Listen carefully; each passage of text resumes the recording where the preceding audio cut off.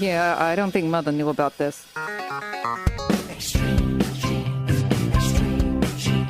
Uncle Marvin was strangled by his own beard.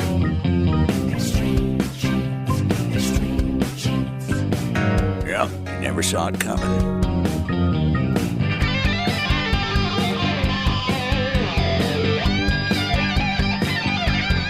And welcome to another spine-tingling episode of Extreme Genes, America's family history show, and ExtremeGenes.com. It is Fisher here, your radio root sleuth, on the program where we shake your family tree and watch the nuts fall out. Great to have you. And I'll tell you what a time we had in Salt Lake City, Utah this past week with RootsTech at the Salt Palace Convention Center. You know, there was nothing held back because of coronavirus. Everybody was having a great time, and there were so many things going on. And so today's show is going to have a RootsTech slant to it. My first guest will be David Kennerly. He was one of the keynote speakers at the conference. He is, of course, the renowned historic photographer of the last 55 years or so. I mean, he has been there for all the historic events that have taken place with presidents and assassinations and wars. And he talks about how to tell a story using photographs. And we even delve a little bit into family history photography. And some tips that we get from him could be useful to you. So that's coming up here in about 15 minutes. Later in the show, you'll hear my interview with Paul Woodbury that we did at the Legacy Tree Genealogy Desk at RootsTech. Paul talks about going back to some of those earlier matches and how you might be able to use those to uncover some of your earlier lines. And what about those matches that might be considered identical by state? Do we worry about them? Do we not? Paul's got some insight on that too. But right now, it's time to head out to Boston and talk to my good friend David Allen Lambert, the chief genealogist of the New England Historic Genealogical Society and AmericanAncestors.org. He was dressed like a pilgrim for half the conference. You know, people couldn't figure out who you were. Just who were you anyway? I didn't know, but who was I portraying? I was portraying John Billington, the pilgrim who actually was executed for killing a man 10 years after arriving. So if you're going to pick somebody, you might as well have a black sheep. You know, everyone wants to be William Bradford and John Alden. Yeah. So this was America's first accused killer. That's right. I do want to say that we enjoyed one RootsTech this year, but as Steve Rockwood announced, there's another one. RootsTech London will be coming back November 5th through 7th in London, England. That's going to be awesome. Well, let's get on with our family Histoire news because we've got a lot of it today. Well, you know, people always assume that historical places have been well searched. Well, so did Bonnie Zampino when she was exploring the woods near Harper's Ferry, West Virginia. Of course, the raid by John Brown on Harper's Ferry in 1859, the precursor to the Civil War, is well known to most students of American history, and she found something. She found a single white marker with the initials JDA. Now, what's intriguing about this, she thought it was one person. It turns out she may have located a former Civil War cemetery that had been long forgotten. Back in about 1959, there was knowledge of a cemetery that may have had about 60 individuals buried in it, and I think she may have found it. So, Good luck sleuthing Bonnie. Now, many of you may have recalled our supercentenarian, Jeanne Calment, who died back in the 1990s at the ripe old age of over 122 years. That's right. Born in 1875. Yeah, there's a little problem with that. Turns out that Jeanne may have been Yvonne, Jeanne's daughter. Gerontologists and photography experts have looked over the information. They've talked to people that knew her, and people are now thinking that her daughter Yvonne that died back in the 1930s was actually Yvonne's mother, Jeanne, that died, and that Yvonne became her mother to prevent paying inheritance tax. Wow. Oh, that's an amazing story. And where was that? That was in the New Yorker. All right. And hopefully at some point they'll be able to actually use some DNA from someplace to prove that. But that's amazing. Well, they mentioned that there is a blood sample that gerontologists took that is still around, so hopefully that will confirm it. Well, happy 25th birthday to Angie Crognell. Well, actually, she was born on a leap year. She's actually 100 years old. Oh, wow. But because she was born on a leap year, she's really 25 years old. That's pretty promising, isn't it, for a long life? Congratulations to her. Where does she live? New Jersey, and she says she doesn't feel any older than 75. Now that we've talked about somebody who was 122, not really. Now we talked about somebody who's 25, but really 100. How about age 82? That's where Daniel Levitin tells you that you are at your happiest. Oh, wow. 82? At 82, yeah, not at retirement. The Changing Mind, a Neuroscientist's Guide to Aging Well, is suggesting that people reach their happiest at the age of 82. That has been determined across 72 countries. Wow. How many people actually make it to 82 to know that they're going to be that happy? That's crazy. I will tell you when I reach it, and I'll be giving you a call on the phone. There you go. We've covered a lot on the Golden State Killer in the previous year now, and it is now determined that Joseph DeAngelo will plead guilty to avoid the death penalty. Of course, DeAngelo was accused of killing 13 people and burglarizing dozens of homes back in the 1970s and 1980s. Wow. And of course, it was C.C. Moore that led the charge. And this was the first cold case solved using the DNA technique that has really changed our whole space. It has, and hats off to CC and all others that are out there finding the killers of those that have been cold cases for years. My blogger spotlight would be a hard one to determine, but this one is a new kid on the block, and it is FamilyScribe.com, and that's scribe with a Y. And what FamilyScribe is going to be launching is a platform so you can blog about your family. You don't want to have to learn code or invest in getting the URL. FamilyScribe will do that all for you. You can find out more at FamilyScribe.com, and an exciting new kid on the RootsTech floor at the vendor hall. That sounds really intriguing. I'm looking forward to hearing more about that. Well, that's about all I have for this week. Now that my Mayflower has pulled in and I've parked and the 3-hour time difference isn't affecting me, I'll dig out some more family history news for next week. All right, David, thank you so much. We will talk to you again at the back end of the show. We're going to talk a little more about RootsTech, some of the highlights for both of us, and, of course, Ask Us Anything as well. All right. And coming up next, it's David Hume Kennerly, the renowned photographer. He's been there for about every major historic event in the last half century or so. Hear what he has to say about storytelling through photography, not only for history, but for your family history. Coming up next on Extreme Genes, America's Family History Show.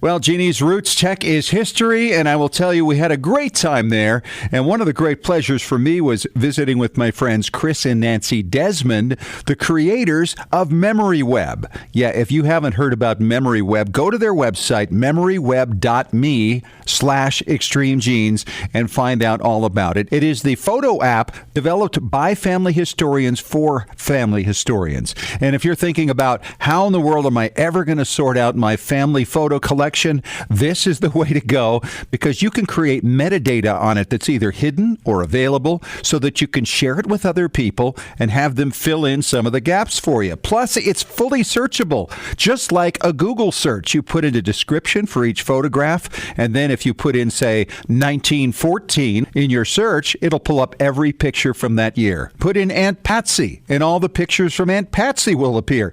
Go to memoryweb.me/extremegenes. Have you hit a brick wall in your family tree? Are you unsure how to use your DNA test results to resolve a research question? Do you want to travel where your ancestors walked and need to find details before you go? Need help joining a lineage society? Whatever your genealogy research question, the answer is Legacy Tree Genealogist. Legacy Tree Genealogist has been helping clients all over the globe discover their story since 2004. Legacy Tree has carefully selected and trained professionals who specialize in hundreds of countries and languages, as well as probate research and DNA analysis. And when you need experts on the ground in the countries where your ancestors came from, Legacy Tree Genealogist calls upon its global network of on-site researchers who know the local language and how to get their hands on the records you need. Legacy Tree Genealogist is the world's highest client-rated genealogy research firm and is recommended by genealogy industry leaders worldwide, including MyHeritage, 23andMe, and more. Request your free quote today at legacytree.com. That's legacytree.com. extremegenes.com. Jeannie's, it's Fisher with a thanks and a shout out to members of our Extreme Genes Patron Club.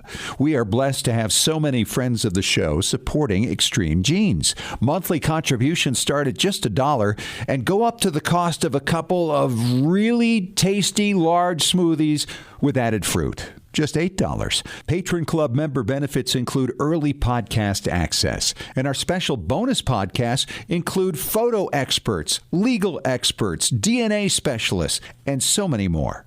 You can even get expert advice on specific questions you're struggling with in your family history research. So go to patreon.com/extremegenes and get signed up. That's patreon.com/extremegenes. Now, I know those smoothies would taste great, but they're not nearly as satisfying as discovering your family. The choice is yours. So get signed up right now. We look forward to helping you out. And thanks for supporting Extreme Genes.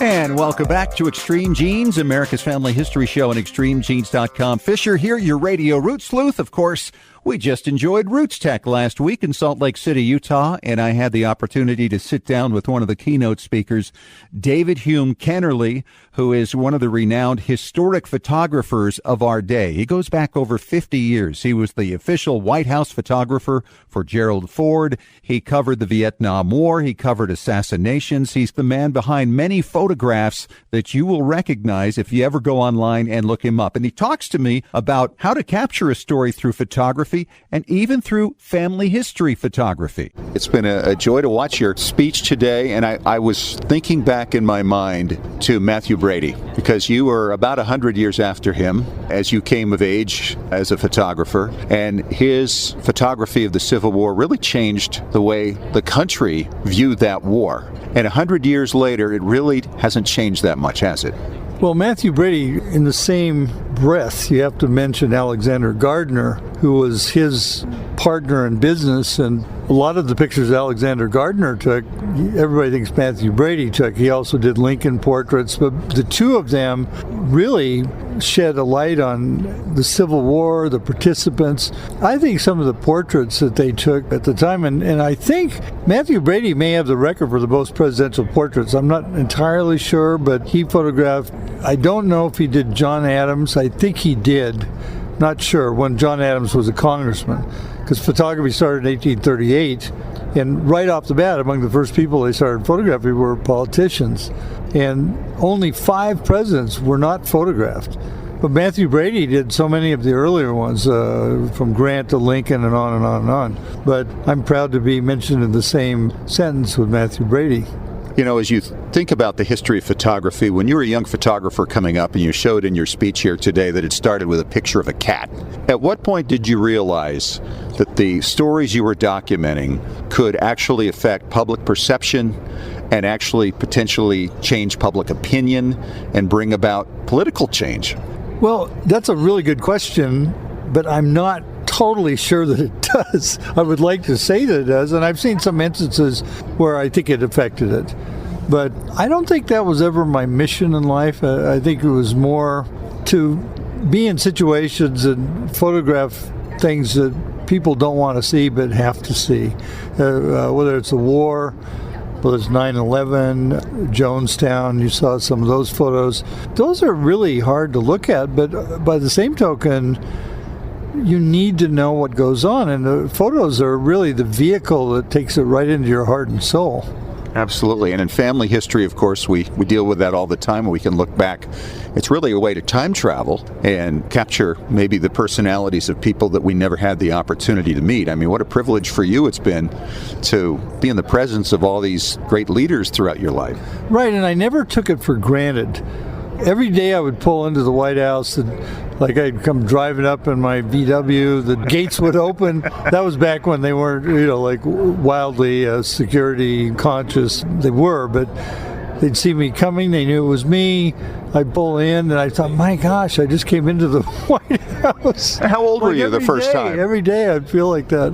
I was, when I became the chief White House photographer, I was 27. Oh, wow. And then, actually, I was out of the White House before I was 30 years old. the end of my career as I knew it. But I had a wild decade in my 20s. I mean, everything from winning the Pulitzer to being the president's photographer. I mean, I had an incredible early run at it, and I've kept going. I haven't stopped. I'm going to be 73 in March and have no intention of stopping.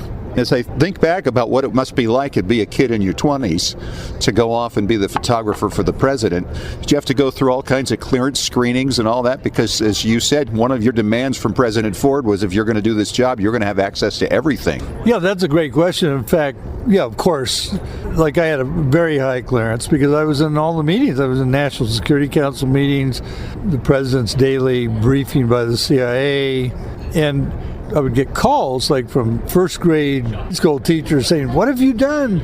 Like the FBI was here asking questions. And that's how, yes, they were very rigorous, actually. I had to list all the places I traveled. I couldn't even remember some of them. I mean, to date, it'd be really hard to fill that form out because I think I've been in 125 countries on assignments. But anyway, President Ford said to me, "Your gravestone should read, 'Here lies the worst source in Washington.'" I never felt compelled to tell people what I knew. I'm an incredibly discreet person, and it's not just me, it's any photographer who's in a privileged position or just in a normal situation. We're in it for the photos, not to tell a reporter or somebody what we know. I saw a picture in there that just made me smile because it was George W. Bush. I had the privilege of getting to meet him at one time, signing your head. Now, how did that come about? George W. Bush is a bit of a character and a kind of a prankster. And what I will say is he did not, I don't remember, but I don't think he actually signed my head. But he let on that he was going to do it. But he's somebody I know very well and appreciate. And his dad was actually a better friend. But I like George. He's somebody you can sit down and have a beer with, and a really decent guy. So I'm sure you must do personal pictures even within your family. You're probably demanded to do that at every reunion. What kind of tips would you give to family members if they were just taking ordinary pictures, documenting their own family history? Well, I think one of the key points is trying to do candid pictures of your kids in the act of being themselves, not just looking into the camera and smiling. And I'm guilty of this. Okay, let's get the perfunctory picture, Sure.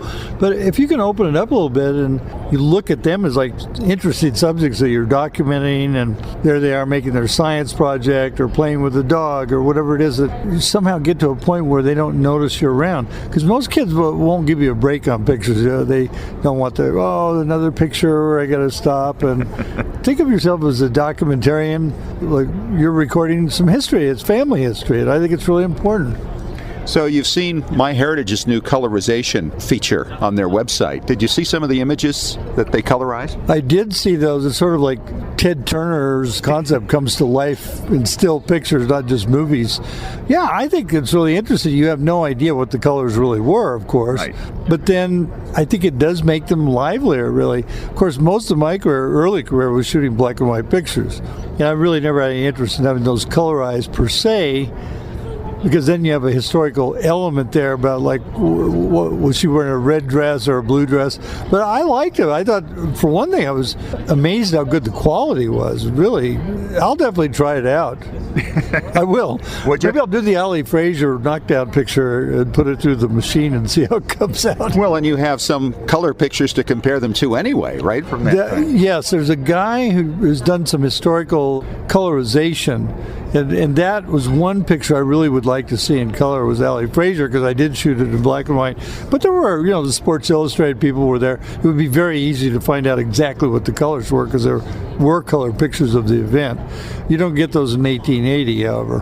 There is a difference between how people perceive a black and white and even a tinted photo from the old days to a color one. Do you, when you're doing a photograph, take into account what kind of mood you're trying to transmit?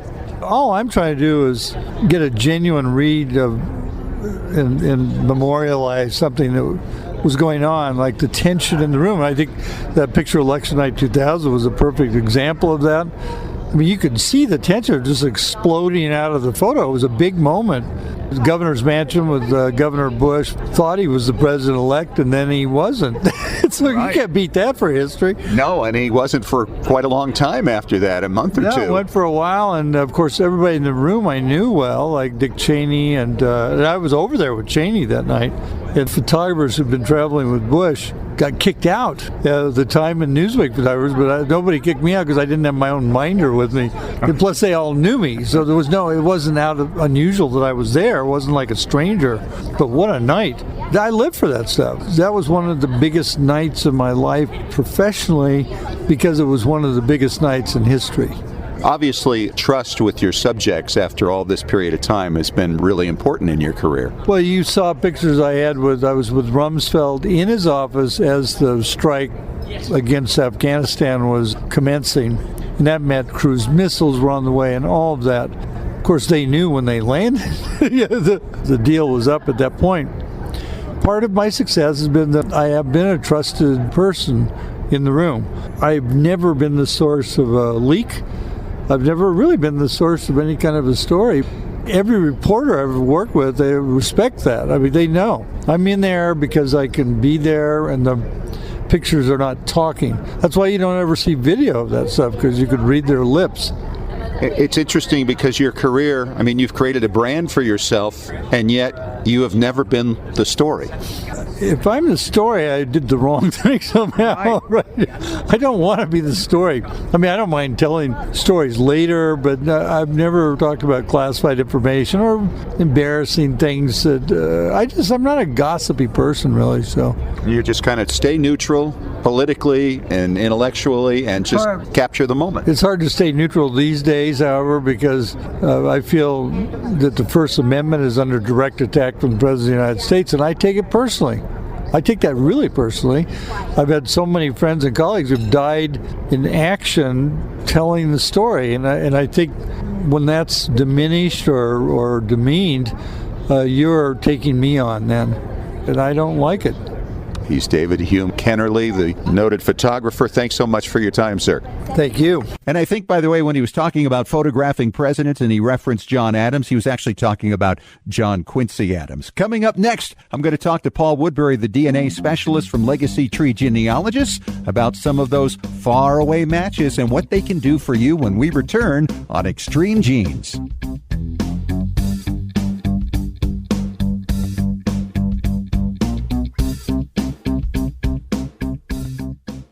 Looking for an easy way to show off your family history and share it with your family? Family Chartmasters offers beautiful custom pedigree art pieces and inexpensive family reunion draft charts in any design or size that fits your needs. With a free consultation at FamilyChartmasters.com, you can get started creating a new family masterpiece. Family Chartmasters has over 11 years of experience in creating and printing family charts. They can print any style genealogy chart from any genealogy file and can create exactly what you're looking for. You'll work with a specialized and talented consultant whose goal is to make you happy. Decorative charts make fantastic gifts for all occasions. And with Family Chartmasters' option of ordering duplicate charts at half price along with your original purchase at full price, you can afford to give a family heirloom to each member of your family.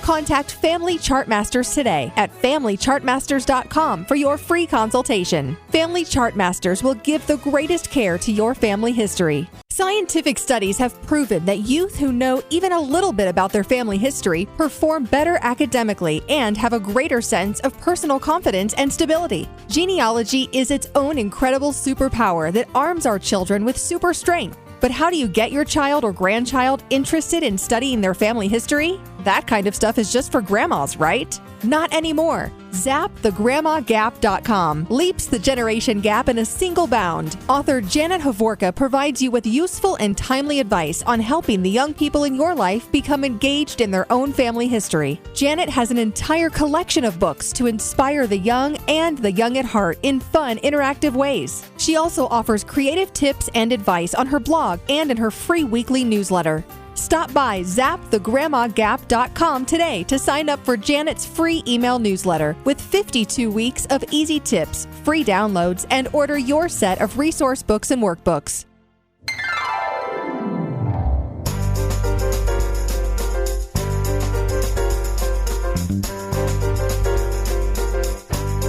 Hey, we're back at it. It is Fisher here with our special RootsTech version of Extreme Genes this week. Here's my visit with DNA specialist Paul Woodbury from Legacy Tree Genealogists. We're going to talk about some of these matches that come up in our DNA research, Paul, that they reach a certain point, they're really not of a lot of use. Yeah, more specifically also looking at some of these more distant matches, it's kind of a mixed bag. Some of them are going to be useful, some of them are going to be so far removed from you that it's going to take many, many years to try and figure out how they're related, and some of them aren't actually true matches at all. All right, so let's talk about that for a minute. First of all, what is the average number of matches most people have? I have heard recently from many of the companies that it's not uncommon to have 50,000 matches that you're dealing with autosomal DNA. Wow. So even if it were half that, I mean, it's a number that's really unattainable in terms of trying to figure out where they all fit in, and why would you want to anyway? Yeah, exactly, right? And that is one of the things that is commonly comes as a question for me. People say, how do I make sense of all of this data? How do I even begin working through some of these 50,000 matches? And I say, don't try, because then you've got the rest of your life cut out for you.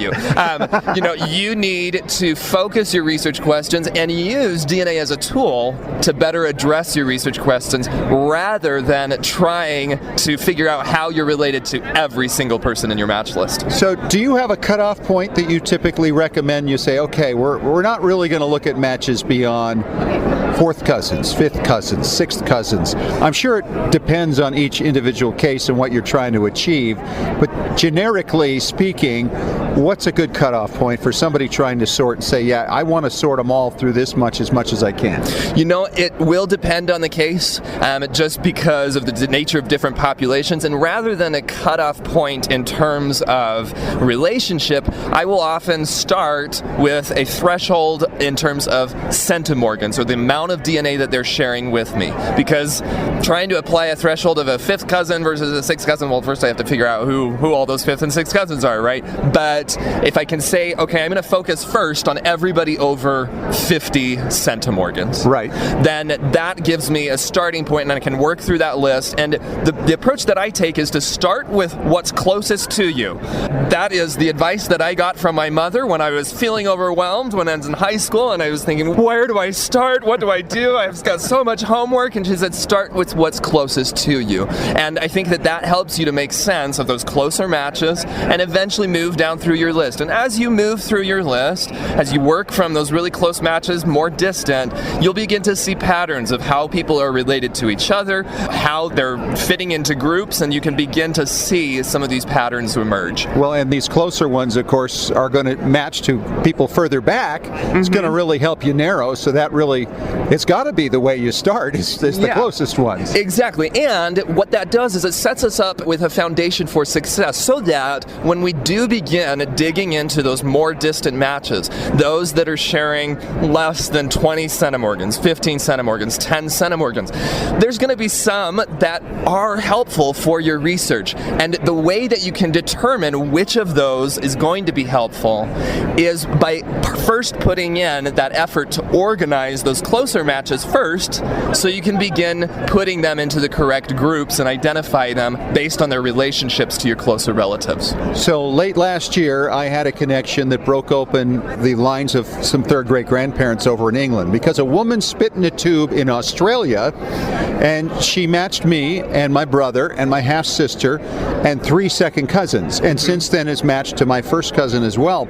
And we figured out that there were some other matches from further back that said, oh, it's up this line, and then one more generation, oh, it's up this line. Mm-hmm. It looks like she must be a descendant of our Wicks ancestors. Mm-hmm. And as a result of those, we were able to place it, and she had on her tree somebody named Wicks. When we researched that woman, we learned that she was a previously unknown daughter of my couple ancestors and was born 35 miles away from where I normally knew them to be. Oh, wow. So we found the maiden name of the mother, we found their marriage record, we found their christening, and one line goes back now to 1575, all because a woman in Australia spit in a tube. But because we found that, I also wound up looking now specifically for other people who descended from that same couple that she did, and found like 4 others, and they matched 4 of us, or 3 of us, or 5 of us. So we got this constant confirmation coming that, yeah, this is the same couple, this is correct.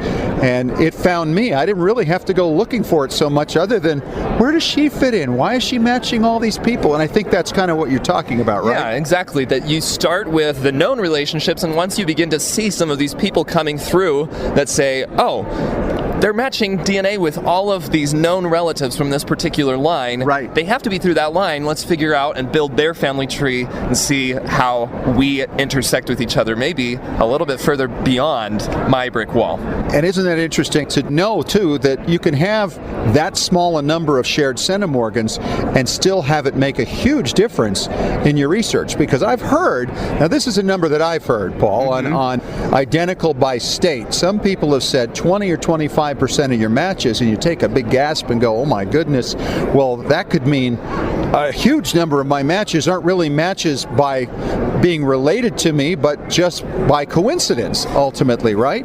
But really, that number would have far more to do with the matches that are a really tiny amount, yes? Absolutely. So once you're getting into the weeds of those more distant matches, you'll be beginning to see some of those more identical by state matches. And we say 20% of my matches are identical by state, or 50% of my matches are identical by state. But if you consider that each person has 50,000 matches, that means that the closer matches are almost always related because of a recent common ancestor. And as you get further into those weeds, that's where you're going to see some of these matches. And that's where the majority of your matches as a total are going to be, right? I may have 5,000 fourth cousins, or I may have 500 fourth cousins, and the rest are going to be these more distant relatives. So it's not terribly concerning that many of them are not going to be related through a recent common ancestor that we can identify. But if you focus on those close relatives first, then that will bring meaning as you're exploring some of these more distant relatives. And the things you want to look for are, do they match some of the individuals you've identified? They may only share 10 centimorgans with you, or 7 centimorgans with you. But if you look at their shared match lists, whether that be at Ancestry or at 23andMe, at MyHeritage, Family Tree DNA, it doesn't matter which company, you can see which of those people are shared matches. How much DNA do they share with your shared matches? And though they may only share 7 centimorgans with you, if they're sharing 50 centimorgans, 40, 30, 20 with your known fourth cousin or your known third cousin, then that brings us to the point that they are much more pertinent than perhaps any other random genetic cousin who happens to have a surname that you are interested in but has no shared matches. No shared. So generally you can identify somebody like this, they don't have any matches with you at all, and it's a very small amount. So really, as you go about your work solving some very complicated cases for Legacy Tree, you don't worry too much about it, do you, about identical by state? They're pretty much irrelevant. Yeah, they're far enough down the list that we rarely get to them, if at all. And the ones that we're focusing on are those that are the more recent relatives that we're trying to build the foundation. And the ones that we analyze that may share less DNA are going to be those that share at least more DNA with other known relatives. Paul Woodbury from Legacy Tree, great to see you again. Thanks. And hope you have a great RootsTech. You as well. And coming up next, David Allen Lambert rejoins me to talk about more of the highlights of RootsTech on Extreme Genes.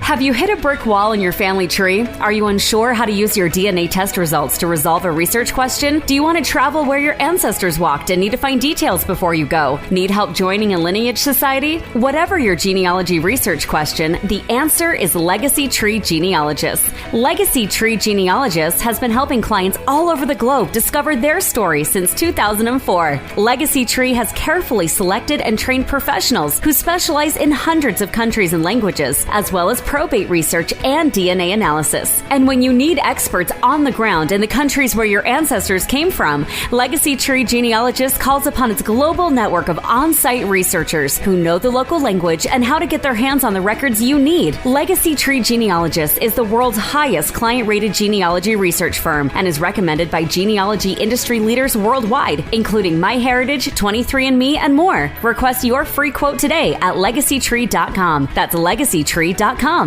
Well, Jeanne's RootsTech is history, and I will tell you we had a great time there. And one of the great pleasures for me was visiting with my friends Chris and Nancy Desmond, the creators of MemoryWeb. Yeah, if you haven't heard about MemoryWeb, go to their website, memoryweb.me/extremegenes, and find out all about it. It is the photo app developed by family historians for family historians. And if you're thinking about how in the world am I ever going to sort out my family photo collection, this is the way to go, because you can create metadata on it that's either hidden or available so that you can share it with other people and have them fill in some of the gaps for you. Plus, it's fully searchable, just like a Google search. You put in a description for each photograph, and then if you put in, say, 1914 in your search, it'll pull up every picture from that year. Put in Aunt Patsy, and all the pictures from Aunt Patsy will appear. Go to memoryweb.me/extremegenes. Jeanne's, it's Fisher with a thanks and a shout out to members of our Extreme Genes Patron Club.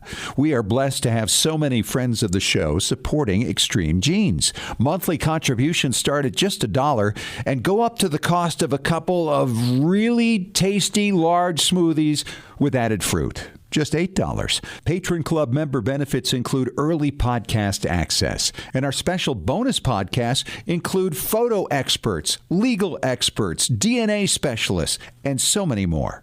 You can even get expert advice on specific questions you're struggling with in your family history research. So go to patreon.com/extremegenes and get signed up. That's patreon.com/extremegenes. Now, I know those smoothies would taste great, but they're not nearly as satisfying as discovering your family. The choice is yours. So get signed up right now. We look forward to helping you out. And thanks for supporting Extreme Genes.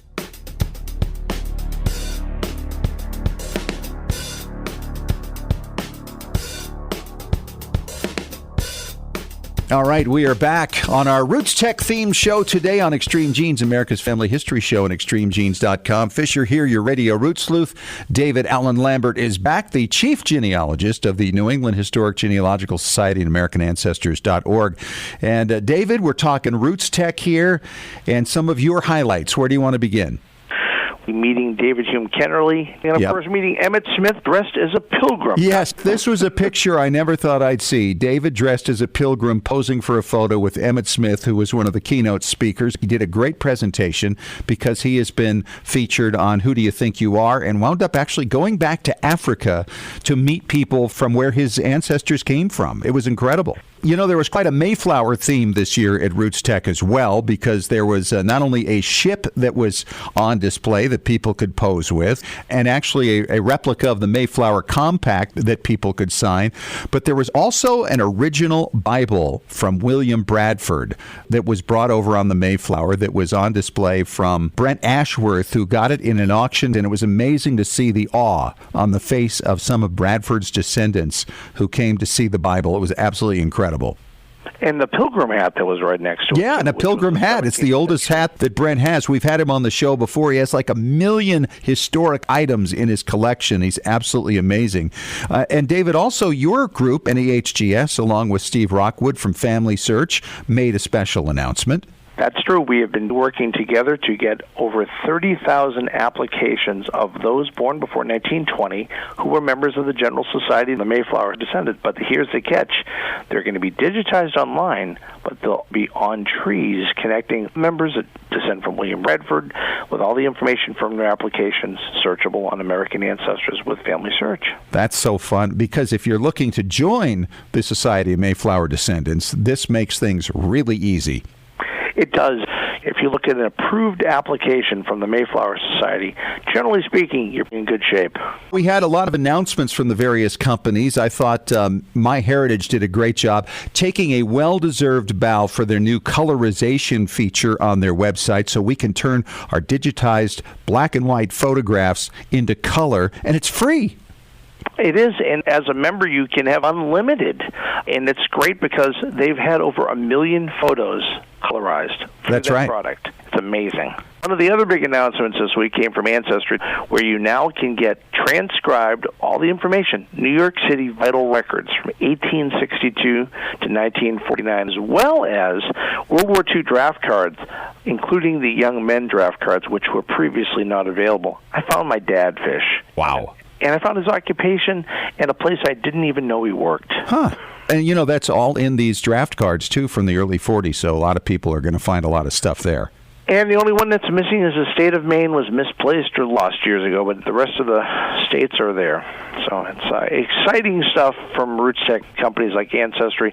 Always hold off, but as MyHeritage said, they were too excited about the colorization to wait for RootsTech to release it. They were right. It was incredible. I think that everybody loves RootsTech, and I do because I always meet new vendors, and one of them is Place and Name. It's an English company which is expanding into more than the Guild of One-Name Studies when you search a surname. It's when you adopt a community, and it's already big in England, and it's coming over here across the pond where you can pick your hometown and set up basically a web page for it, and they have all the tools. So Place and Name is a new one, as well as Treasured, which is a Canadian-based company that does a virtual reality family mansion, if you will. You travel around it, you find clues, and you find ways of finding your family and pictures. It's quite amazing. It's fun for the whole family. And we got to give a little love to DNA Relics. You're going to be hearing a lot more about them in the weeks ahead right here on Extreme Genes. All right, David, let's take a break, and when we come back, we'll do another Ask Us Anything on Extreme Genes, America's Family History Show, in 3 minutes.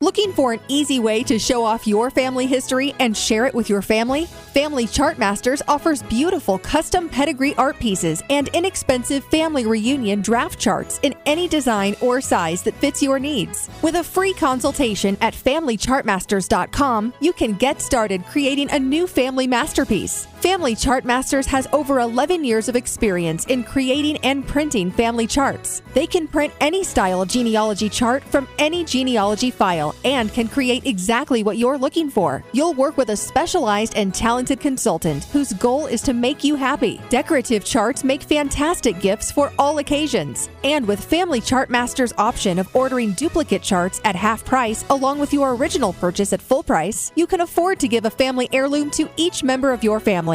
Contact Family Chartmasters today at FamilyChartmasters.com for your free consultation. Family Chartmasters will give the greatest care to your family history. When was the last time you heard your grandmother's voice or saw your family enjoying life back in the 1950s or 60s? If the reason is you haven't known what to do with your old recordings, videos, and films, here's your answer. The Multimedia Center in Salt Lake City. We brought in a video project to the Multimedia Center, and overnight they duplicated it to DVD so we could meet our deadline. The Multimedia Center, 2870 East, 3300 South, Salt Lake City. Open Monday through Friday, 10 to 6. Call 801-483-1717 or go to transferduplication.com. Genie's, it's Fisher with exciting news. The Weekly Genie, the official newsletter of Extreme Genes, is here. It's your Monday morning briefing on what's happening in the world of genealogy and family history and on Extreme Genes. Get all the details of jaw-dropping stories of discovery and keep up with the latest techniques in family history research.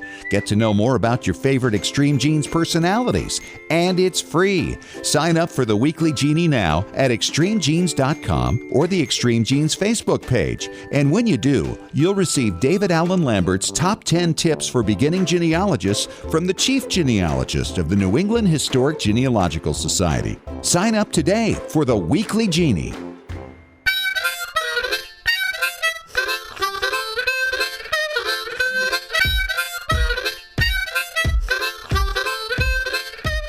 All right, we're back for Ask Us Anything on Extreme Genes, America's Family History Show on ExtremeGenes.com. Fisher here, your radio root sleuth with David Allen Lambert, the chief genealogist of the New England Historic Genealogical Society and AmericanAncestors.org. And David, we have a question from Georgia in Bristol, Rhode Island. She says, guys, in light of Ancestry's announcement about the World War II draft registration records being made public, what can you tell me about how many of the Army records from World War II were destroyed in that fire in St. Louis? Well, in 1973, on July the 12th, there was a fire that took out 80% of the U.S. Army personnel records that were kept between November of 1912 and January 1st of 1960. So 80% gone. And then, of course, the Army Air Corps was part of that. And then, of course, the Air Force was developed in 1947 from the Army. And those records from September of 1947 through January 1st, 1964, 75% of those are gone. Oh. But there is hope. There are burnt files. So if you make a request of the National Personnel Records Center in St. Louis, make sure you put on it, please check for burnt files, because they've been recovering them. It's quite interesting. So the records that were destroyed by fire, there are fragments and there are records that got wet. And what they're doing now is they're actually digitizing. They're cleaning up the images and looking for the ink from underneath the burnt paper.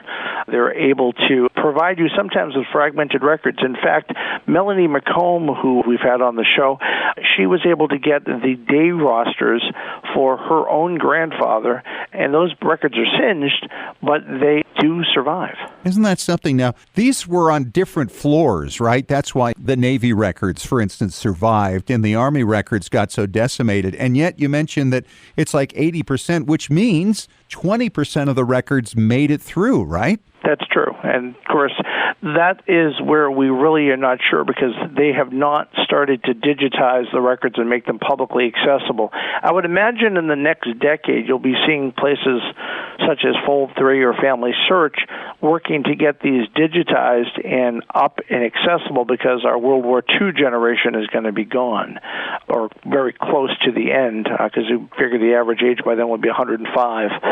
So this is something that is really valuable to people. And, of course, you can get records on the state level. The Adjutant General's office or the National Guard office in every state will have an actual copy of the DD-214, which is the honorable discharge for the veteran, and you can make application to that on the state level, and that will give you a little bit of information. Wow. You would think that the federal government would say, if those records are available locally, that they could gather that all together and create at least some kind of national database for all that information. I would hope that that would be the plan for down the road. I know that over the years, the National Personnel Records Center has asked if you have copies of your own records and they were destroyed, please send them to them so they can have them on file. Oh, wow. So that's something. If you have, records for your dad or your grandparent, and they fall into that time frame, and you make a request and it says the records are burnt, guess what? They would really like a copy of them to try to fill in the blanks.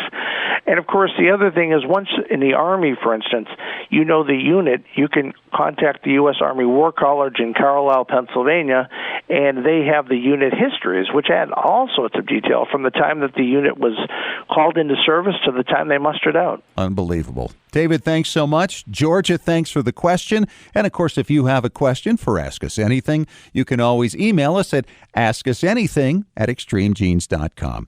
Hey, that's a wrap on the show today. Thanks to everybody who participated. We have a lot of RootsTech stuff yet to cover in the coming weeks, so we hope you'll join us for that. If you missed any of the show, of course, catch the podcast. It's on iTunes, iHeartRadio, Spotify. Follow us on Facebook and Twitter. You can sign up for our weekly Genie newsletter on our ExtremeGenes.com website or on Facebook. Talk to you again next week. Thanks for joining us. And remember, as far as everyone knows, we're a nice, normal family.